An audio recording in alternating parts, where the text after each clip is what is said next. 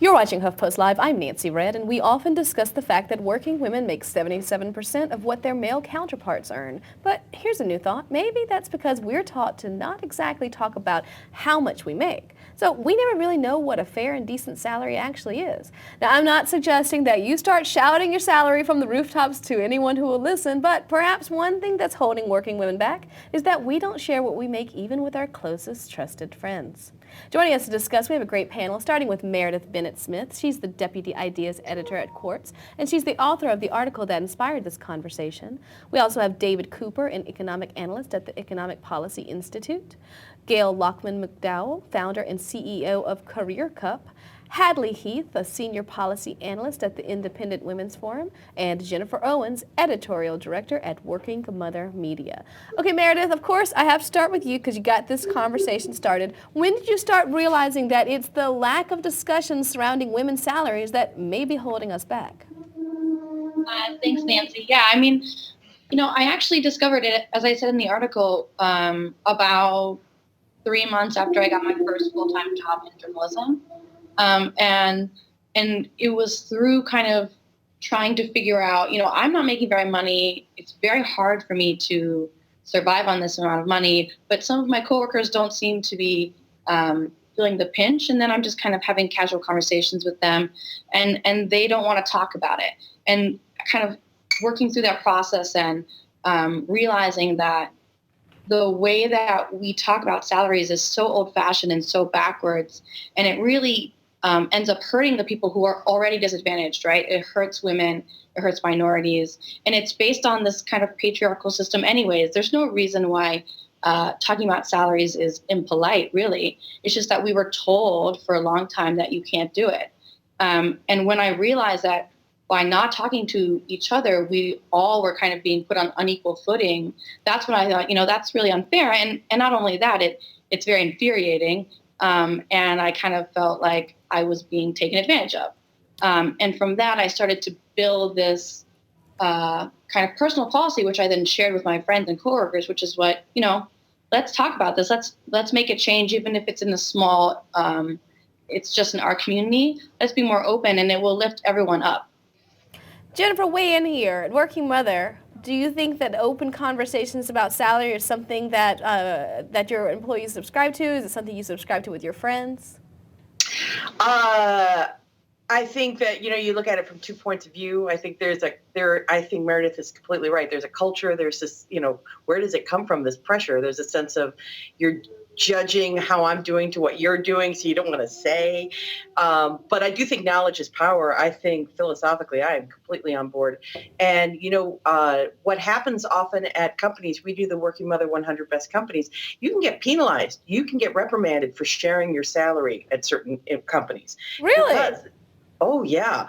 And, at 28 of our best companies, they have written policies that specifically say you will not be penalized because they know at other employers it is. You can be. They don't want you talking about your wages.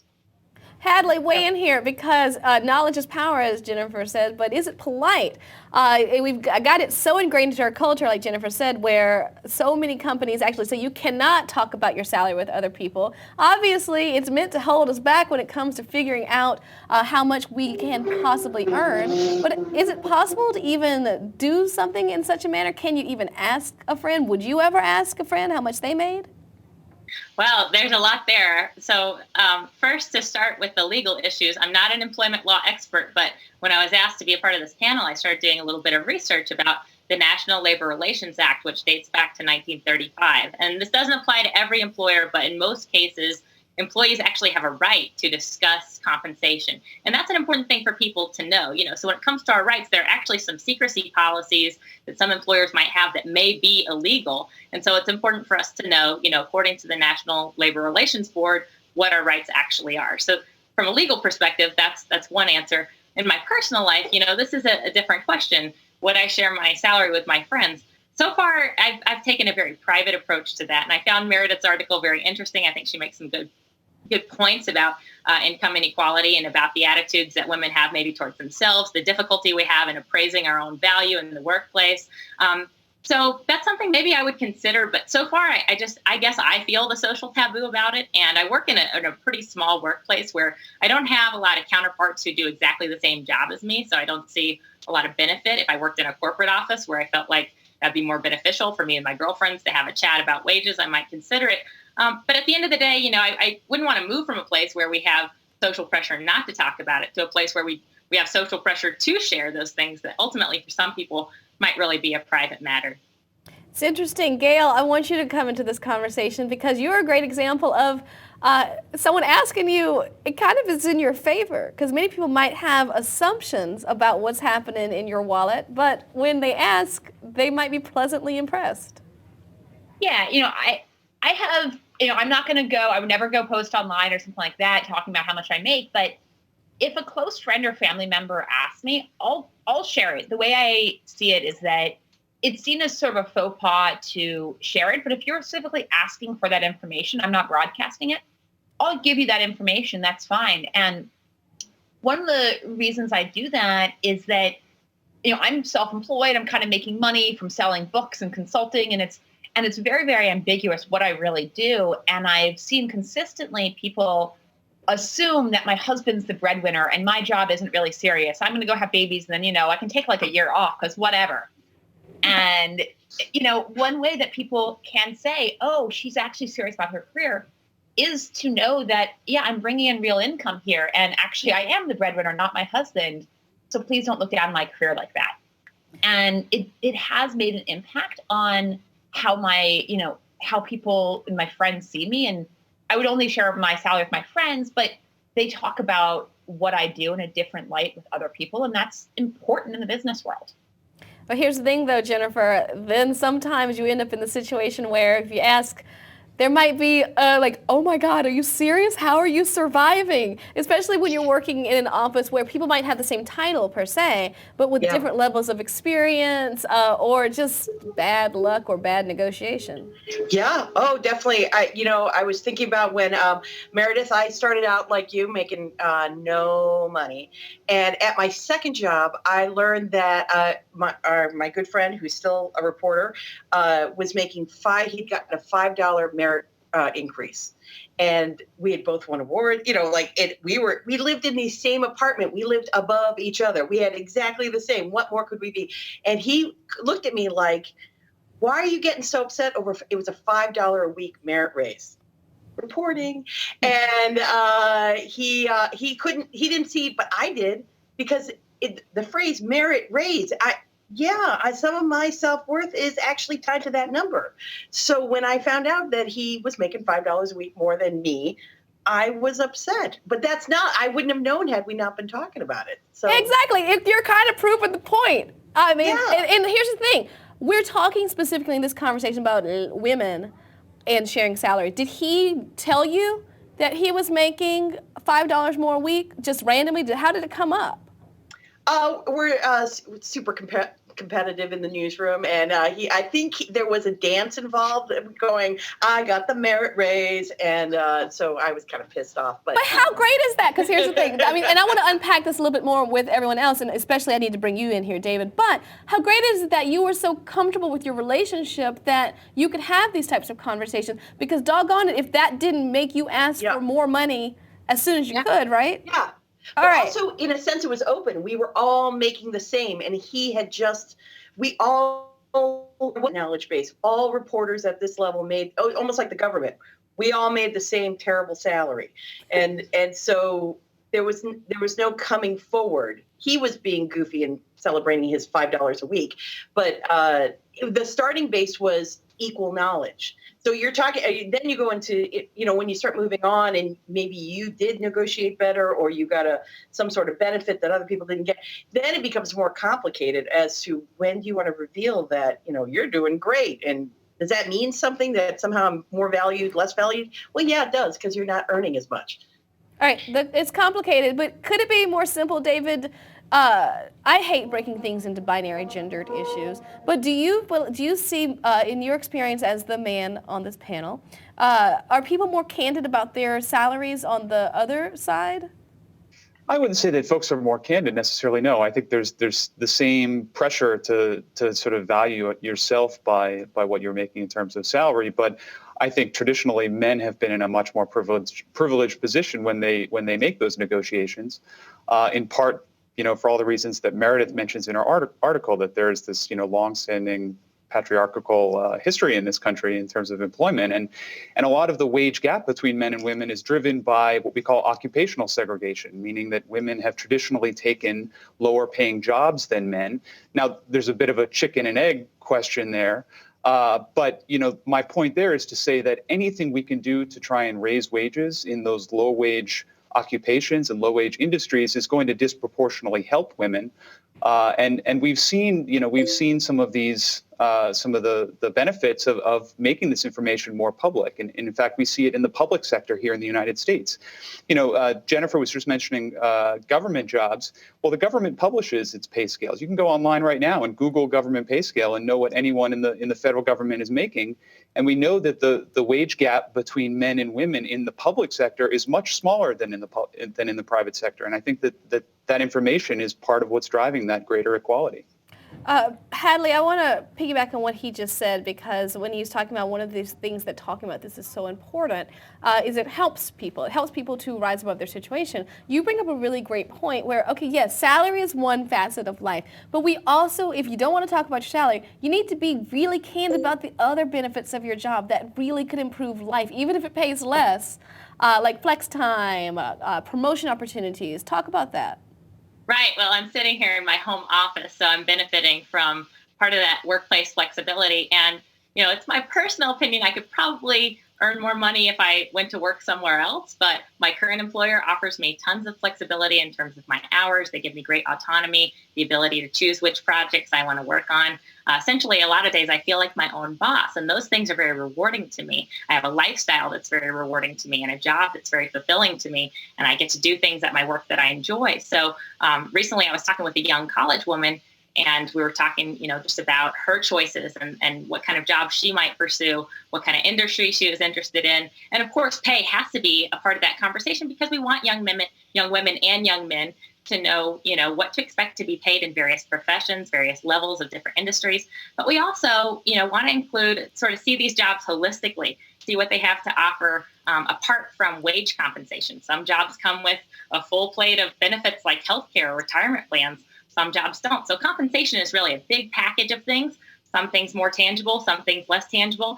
And those choices that people have to make about their careers, they have to take all those things into account, or they can take all those things into account sometimes. And so we want to make sure we're affirming women in the various choices that they make when it comes to that work-life balance and the different careers, what different jobs have to offer in that respect. All right, here's the thing. This is all well and good, but if we're going to do this, we need some steps and advice. How, Meredith? All right, so let's say I'm someone sitting there wondering, looking at my bank account, is this what I'm supposed to be getting? Could I get more? Do I deserve more? Or should I just find another job? Or should I be thrilled? How do we start this? How do you start going to your friends or going to people you trust and dipping your toe into the personal business water? And I just want to say really quickly that what I'm arguing for in the article is all about empowering each other. So a lot of the people who have talked to me and said, I don't know, I don't want to talk about my salary because I'm afraid that people will be jealous of it. I'm afraid that people will feel like I'm taking money away from them, or if you find out that you're making less money than the next person, that there is going to be tension. 100%. Actually, I want to piggyback on what you're saying. I want to talk about how in the article you do write, we, women and minorities, and men too, need to get over the antiquated hang-ups about salary secrecy and be proactive. Ask your coworkers how much they make and tell them how much you make. This isn't about giving yourself a leg up. It's about creating a whole new rung on the ladder to stand on together. When it comes to the wage gap, a rising tide is a more equitable tide. So totally. But as I'm sure you know, the people who these individuals might be approaching or trying to bring this to might not have gotten a chance to read your article yet. Yeah, I know. And those conversations can potentially be awkward, obviously. And I don't think that you should go around kind of just being like shouting at people, tell me what you make. Like, you got to tell me what you make. I think that it's, first of all, about creating these kind of trusting relationships. Like everyone is saying on this panel, actually, having a good working relationship with your coworkers, male and female, creates the kind of environment where you don't have to feel so worried about your salary, because it decreases any worries about jealousy, and it decreases all these other issues that are wrapped up in the taboo. But, when I was going around talking to people, I started small. I started easy, right? I started with the people who I'd gone to journalism school with, because these are my friends. And also I know that we're starting out on the same kind of level of experience and time.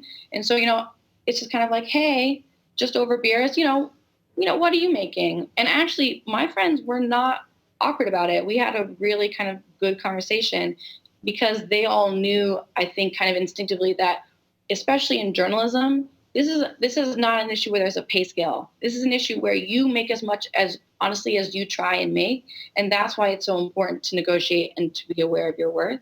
But then from there, once you get the really close friends out of the way, it can be a little bit difficult. But you know what? A coworker chatted me yesterday after she read my piece, and she just asked, she said, I'm sure you've been getting a lot of this. I got to ask, how much do you make? And one, of course, now I put myself out there and I can't say no. It's a gotcha situation. But of course, I told her, and it wasn't awkward. And it turned out that I'm sure that she's going to use that to help her bargain next. And that's good. And that makes me feel good. I mean, that's the whole point, that now we've created this connection, and now that's going to have ripple effects. And hopefully my boss doesn't get mad at me about it.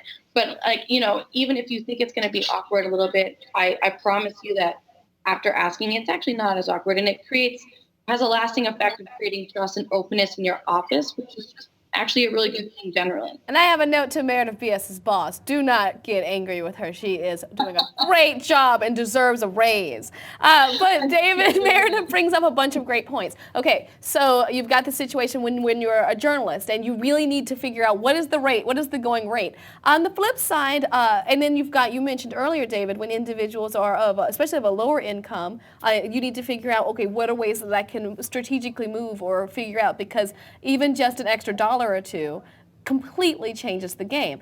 But let's talk about the other side. Let's talk about people in Jennifer's position when they're at the head, they're in the C-suite.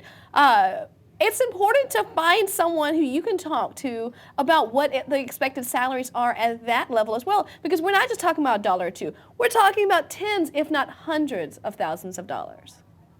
Yeah, sure. I mean, people need to know what the top executives are making. They want to have something to aspire to.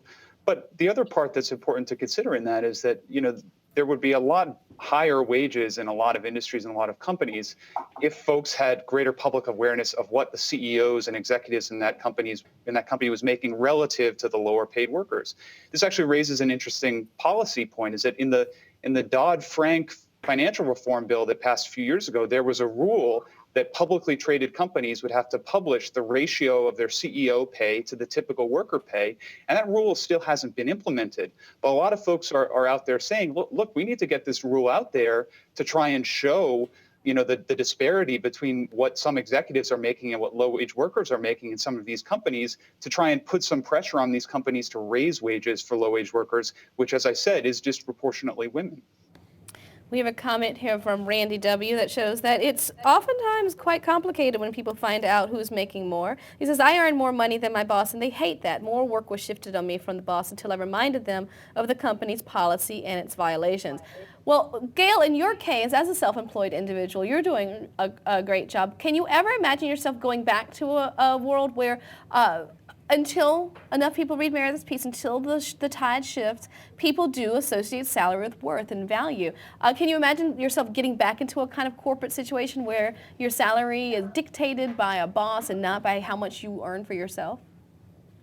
Probably not. I mean, I'm very, very happy being self-employed. And, one of the things that means is actually how much what I earn is very much tied to what I produce, and it's not someone's perception of what I produce. It's very, very much tied to what I produce, and that's, that may be part of why I do attach some career credibility to my income, is that, what it is all about me and not anybody else. And I like that pressure and that independence. All right, Jennifer, at Working Mother, you obviously are pushing forward the idea that women really need to own themselves in the workplace. What are some tips you have for people trying to figure out whether or not they are compensated properly, whether there's room to grow, and how to do it in a manner that is simultaneously uplifting for oneself and one's community of others? I would start with my peers outside the company first. I'm with Meredith. Start with the safety net that you have, and then I would also talk. And then you move on to within your company. You have coworker friends. Like start with that group at your level, because storming into the boss and demanding to know your salary in relation to everyone else, that's going to be a non-starter. So I'm with Meredith. Start with those conversations. Just work it up. Just gain information. Be your own advocate, your own reporter. Meredith, as a follow-up to this, what have you learned from the people chiming in to your piece? What are you seeing? Are you seeing a lot of people saying, hey, I do this with my friends all the time. Hey, I could never do this with my friends. You are crazy. Or are you seeing people say, what's the general vibe? I think generally it's been really, really positive. I've had lots of people say, I felt the same way as you in terms of feeling like I didn't understand my own self-worth. And sometimes there can be like a kind of collective feeling, and it just takes one person or a couple people to put that into words. And I think that's kind of what it is. And this piece was the product of a brainstorming session with another female coworker. And we were like, why has no one said this before? Because this is something that I think women and minorities are talking about, and it's kind of having these rumblings. And I was just able to put it into words a little bit. But I think that lots and lots of women, if they don't already are thinking about that and thinking about the way they should be negotiating, are now going to start thinking about that in a better, more proactive way. And that makes me feel really, really good. And I actually haven't heard people be like, that's crazy, I would never do that. A lot of people say, you know what, I'm going to do that. And this is really good. It's just kind of going to push me over the edge. It's going to give me that little extra bit of confidence. I love it. Hadley, for me, ever the Southerner, in trying to find ways to soften the request and to make it more palatable for individuals who might be a little perturbed. One thing that I've learned, especially when working with children, the youth that I mentor, is saying, are you happy with your salary? Not necessarily how much do you make, but are you happy with it? Because that says a lot more, are you happy with your job? That says a lot more sometimes than how much it is. Because if you're happy, you're happy. And no need to rock the boat per se. That's right. And I think maybe it would be healthier for our society in general if we could get away from valuing people so much based on that number, that top of the line number that says what your total salary is. Of course, that's important to a lot of people. But happiness is really what we're trying to maximize in our careers and in our lives outside of our career. So that satisfaction level is a more important gauge, in my opinion, of, how you're doing, assessing, maybe I could make more somewhere else, but I'm happier in this job, gives me more fulfillment. It's not uncomfortable working conditions. I wouldn't want to work in dangerous working conditions. I mean, there's 100 questions that go into determining, when you're comparing job offer A and job offer B. But I do think it's important, especially at the entry level, when we're talking to young men and young women. Again, this is where they make some very important decisions getting started. Because those salaries that we start with, they do tend to follow us over the course of our careers. And so when we talk to the youngest men, youngest women, people just getting started, the next generation, we can encourage them, to think about what are some things that you want out of your career? What things are going to make you happiest? Do you want a job where you can be working with a lot of people? Do you mind working in isolation? Again, just asking questions about lifestyle in addition to compensation. Putting those things together, it's important that we encourage young people to dream big, but on the other hand, we want to make sure that they're finding that cross section of their dreams, their aspirations, and what they can provide in a marketplace. Because of course, jobs aren't necessarily valued based on their importance. They're valued based on a number of input variables, like how many other people want that job and how competitive is it going to be. And whether or not you want to wear pants, because that's right. 3 of you are at a position working from home where you might not have on pants and I wouldn't know it, and that's just part of the perks. And I'm talking to you, David, of course. I'm wearing pants. Thank you all so much for joining me, Meredith, David, Gayle, Hadley, and Jennifer. Now, for more information on this topic, check out our resource well below. And stay tuned because Mark Lamont Hill is coming up next.